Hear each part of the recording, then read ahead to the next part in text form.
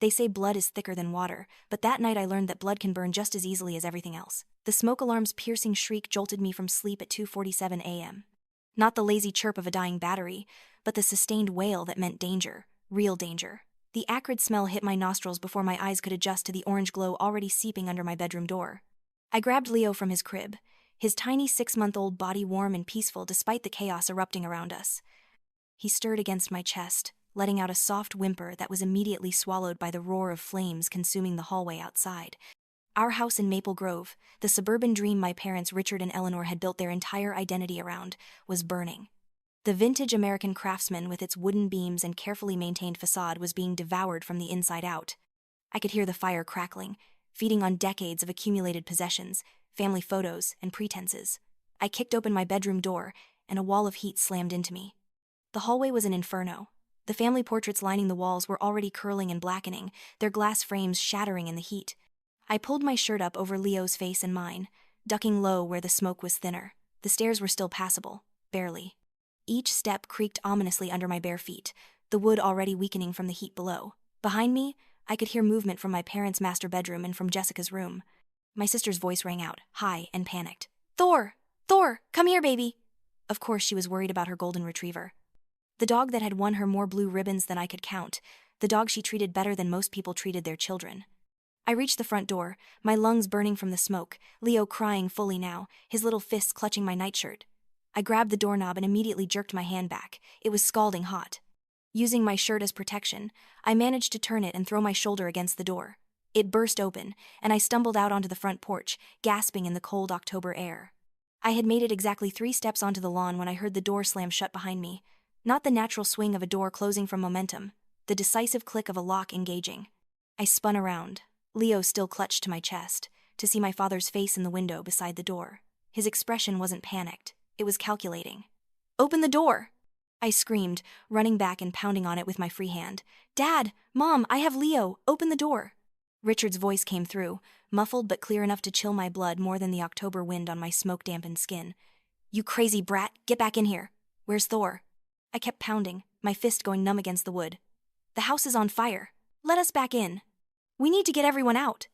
Then my mother's voice, that cultured tone she'd perfected over years of country club lunches and charity galas, but with an edge I'd never heard before.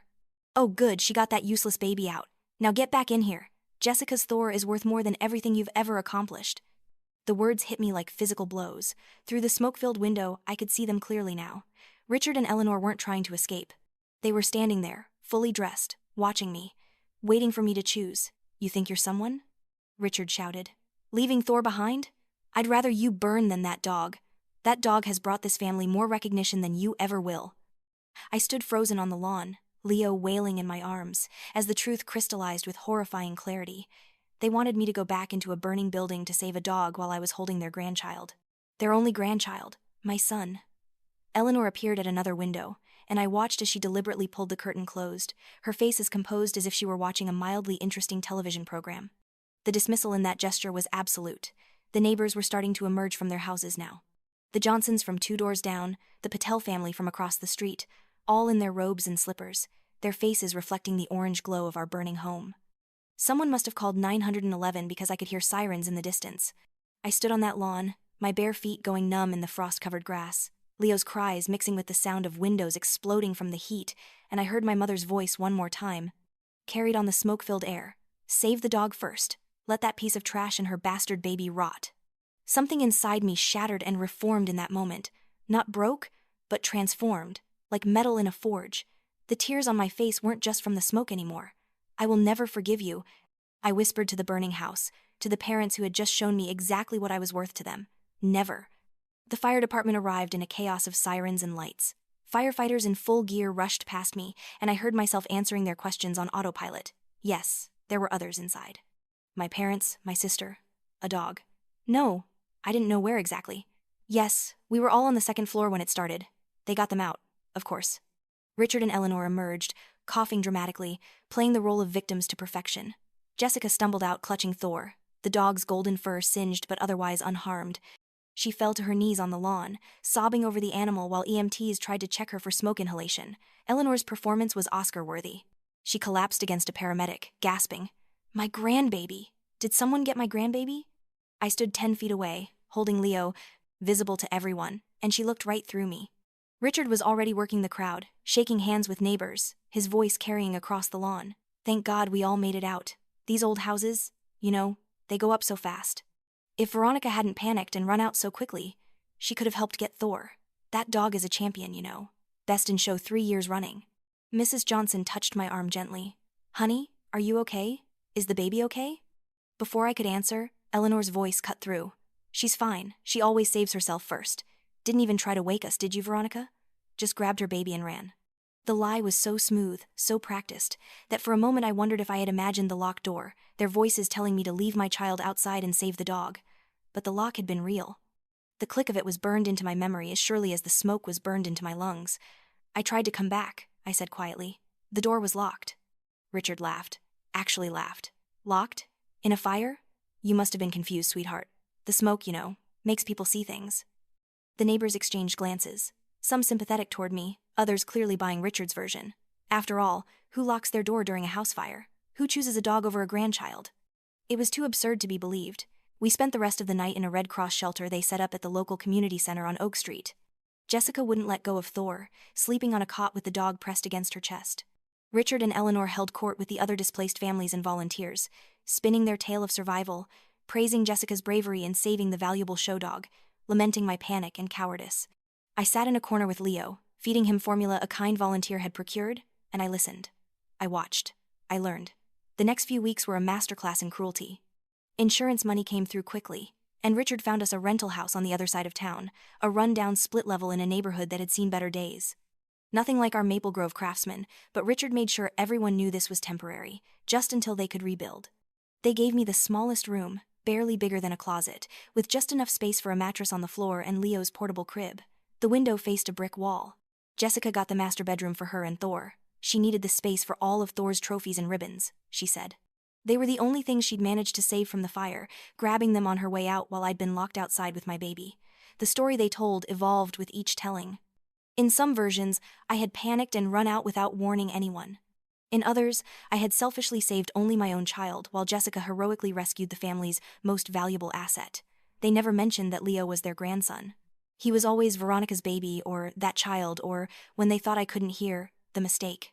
One night, about a month after the fire, Leo developed a fever. It came on suddenly, his little body burning hot, his cries weak and pitiful. I knew he needed a doctor, but my wallet had been lost in the fire along with everything else, and I had no money for an urgent care visit. I found Eleanor in the kitchen, preparing for her book club meeting. Even in a rental house in a mediocre neighborhood, she maintained her routines, her pretenses. Mom, Leo's sick. He has a high fever. I need money for the doctor. She didn't even look up from arranging store-bought cookies on a plate to look homemade. That's not my problem, Veronica. He's your grandson. Is he? She finally looked at me, her eyes cold. I don't recall agreeing to that responsibility. You chose to have him. You can figure out how to care for him. Richard walked in, adjusting his tie. He'd been going to a lot of evening business meetings lately, though I suspected they were more about gambling than business. Dad, please. Just enough for the clinic visit. I'll pay you back.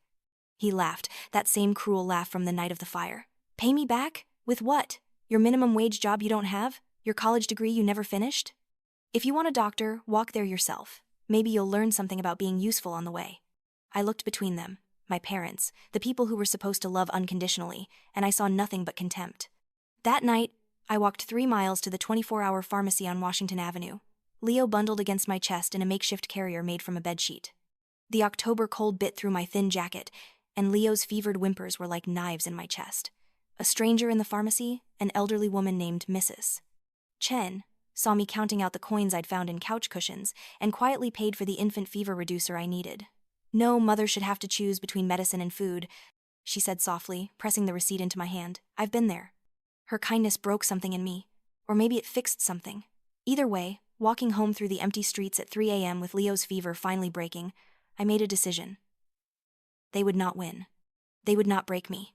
And they would pay for every moment of cruelty, every dismissal, every time they chose a dog over their own daughter and grandson. The plan started small. I found work at a diner in Riverside, the next town over, where no one knew the Hamilton family drama. The Sunrise Diner was nothing fancy, just vinyl booths and coffee that could strip paint, but they let me work nights and didn't ask questions about why I looked so tired. I told Richard and Eleanor I was going to a support group for young mothers. They didn't care enough to verify. Every dollar I earned went into a separate bank account I opened with my tips.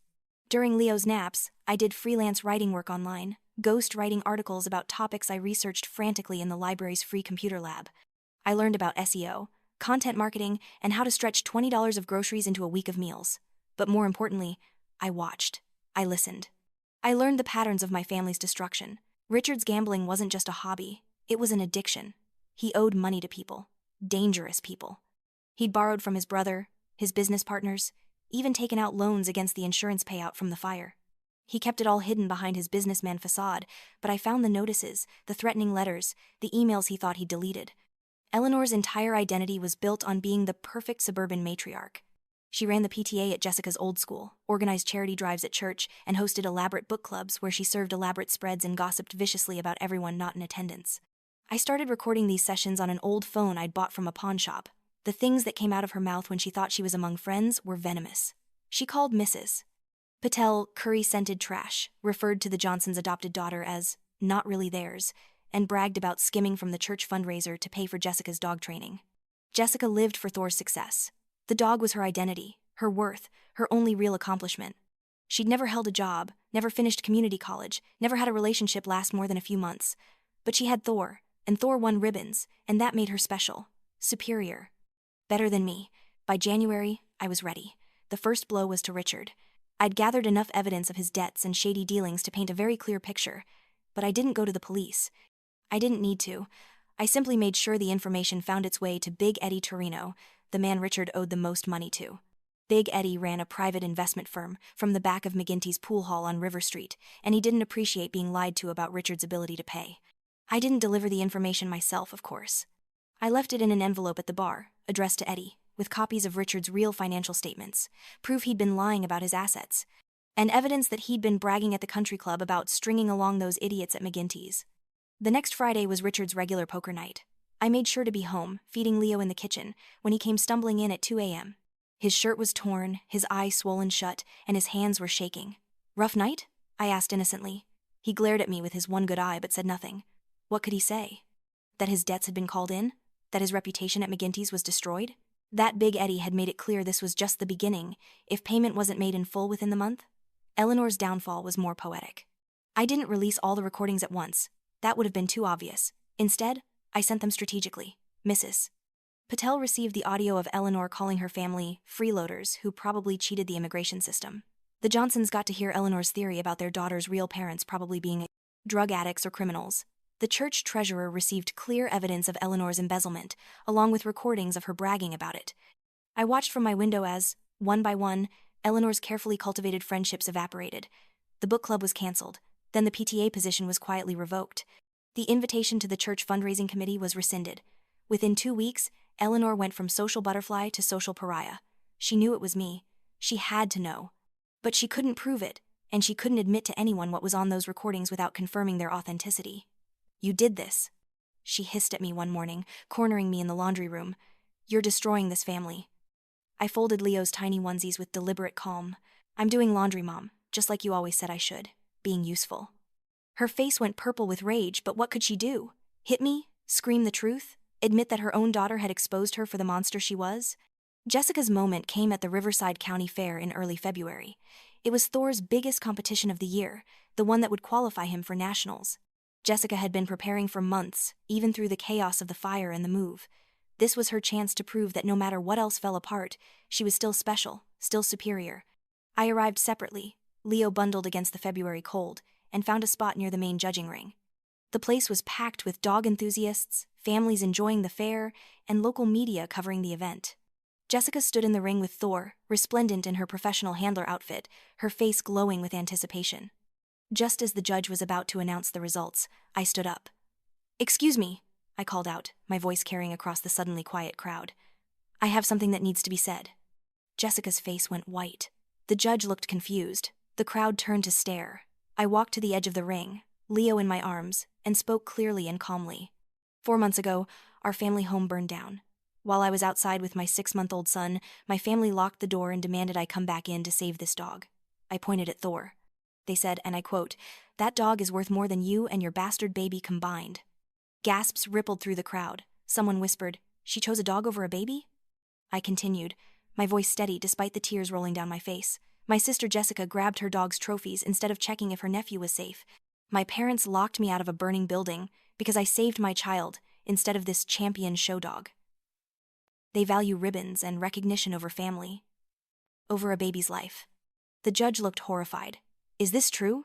she asked Jessica. Jessica's mouth opened and closed like a fish. What could she say? Deny it and make me look crazy, or admit the truth and destroy everything? She's lying. Jessica finally shrieked.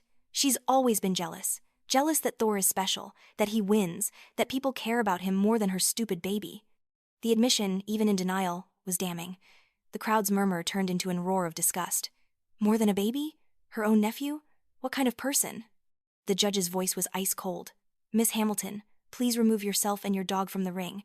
You are disqualified from this and all future events at this venue." Jessica broke. She fell to her knees, sobbing not with remorse but with rage, screaming that it wasn't fair, that Thor deserved to win, that I had ruined everything. Thor, oblivious to the drama, wagged his tail and tried to lick her face.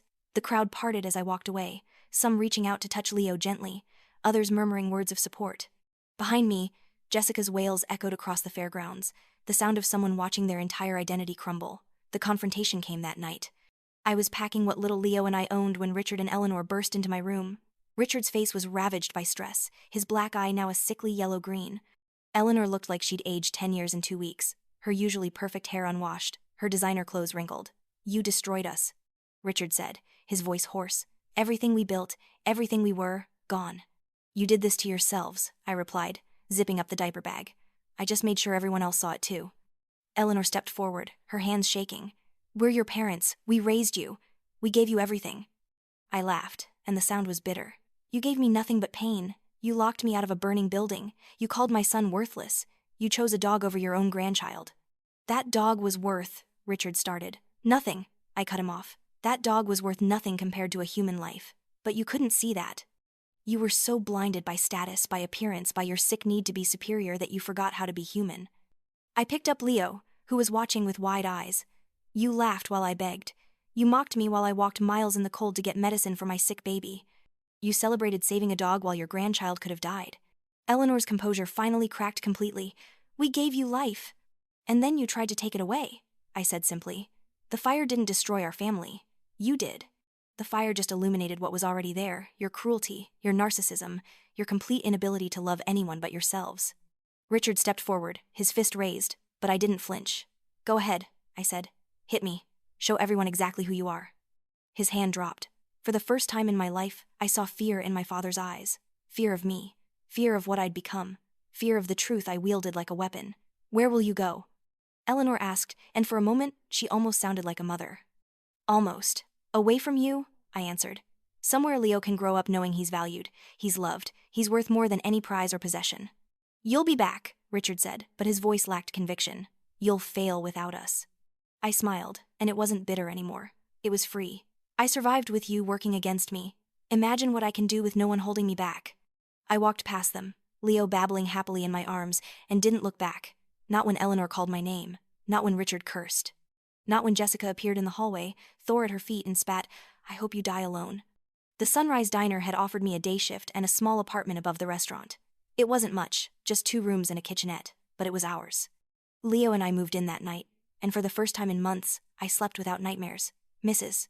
Chen from the pharmacy became our first visitor, bringing a casserole and a stuffed rabbit for Leo. "I heard what happened at the fair," she said. "The whole town's talking about it. You were very brave." "I was very angry," I corrected. She smiled. "Sometimes they're the same thing." The diner became our second home. The regular customers adopted Leo as their unofficial grandchild, bringing him toys, teaching him words, celebrating his first steps.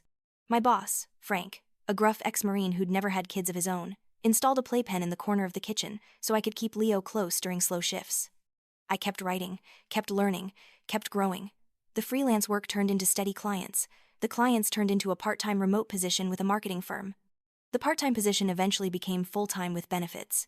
Each success was small, but they added up, like drops of water eventually filling a bucket. 6 months after the confrontation, I ran into Mrs. Johnson at the grocery store on Main Street. She looked uncomfortable, but she approached anyway. "Veronica," I wanted to say, "we heard the recordings. Several of us did.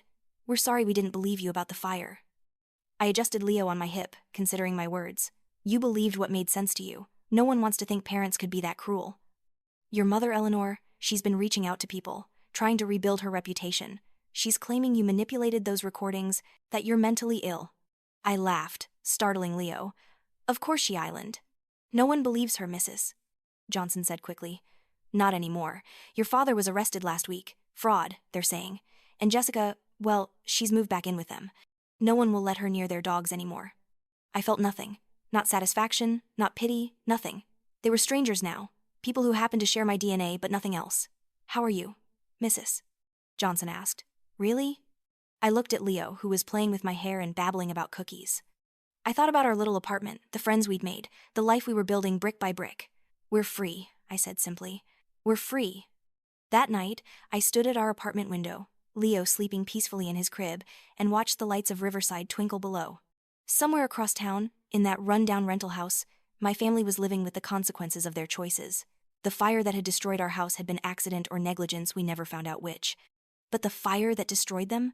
That had been burning for years, fed by their cruelty, their narcissism, their inability to love anyone but themselves. I had simply stopped trying to put it out. I thought about forgiveness, about whether I'd ever be able to let go of the anger completely. Maybe someday. Maybe when Leo was older and asked about his grandparents, I'd find a way to explain that some people are too broken to love properly, too damaged to see the worth in others. But not today. Today, the anger kept me warm, kept me moving forward, kept me fighting for the life Leo and I deserved. The real fire, the one that mattered, wasn't the one that had burned down our house. It was the one I'd found inside myself that night on the lawn, the one that had transformed me from victim to survivor. That fire would never go out. It would light our way forward, no matter how dark the path became. 2 years have passed since that night. Leo is almost 3 now, running and talking and filling our little apartment with laughter. He doesn't know about the fire, about the family that chose a dog over him, about the cruelty he escaped. Someday I'll tell him, when he's older, when he can understand. But for now, he knows only love, only safety, only the warm circle of chosen family we've built around us. Last week, I got a letter. Eleanor's handwriting, forwarded from the diner since she didn't know our actual address. I almost threw it away, unopened, but curiosity won. Veronica, it read, your father is in prison. Jessica is gone. She left with some man she met online. The house is being foreclosed. I have nothing left. I'm sorry. 2 words. After everything, just 2 words. I crumpled the letter and threw it in the trash. Then I picked up Leo, spun him around until he giggled, and made us breakfast. French toast, his favorite, with extra cinnamon. While he ate, getting syrup everywhere, I thought about mercy, about forgiveness, about whether Eleanor's apology meant anything. In the end, I decided it didn't matter. She could be sorry. She could be homeless. She could be alone.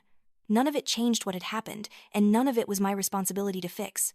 The fire that had set me free had burned away more than just a house.